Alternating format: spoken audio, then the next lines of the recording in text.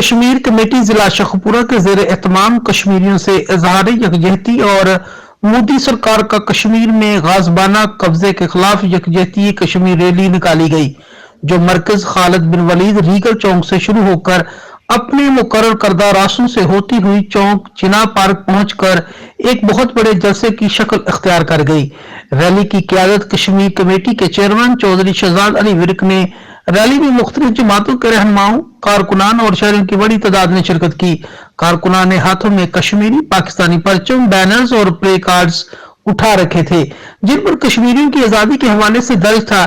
اس موقع پر P T I کے ضلع صدر عمران سعید، مسلم لیگ نون کے ضلعی صدر عارف خان سندیلہ، پی ٹی آئی کے ضلعی رہنماؤں حاجی غلام نبی ورک، میاں افضال حیدر، غفر اقبال انصاری، مولانا سلیم اعظم بلوچ، مفتی عبدالرحمان مظہر، احسان اللہ وٹو، سابقہ صدر پریس کلب شہباز احمد خان، سابقہ جنرل سیکرٹری صفدر شہین اسلام قاضی، شاہد ورک و دیگر نے شرکت کی۔ اس موقع پر خطاب کرتے ہوئے چودھری شہزاد علی ورک دیگر نے کہا کہ کشمیریوں سے روح اور جسم کا رشتہ ہے۔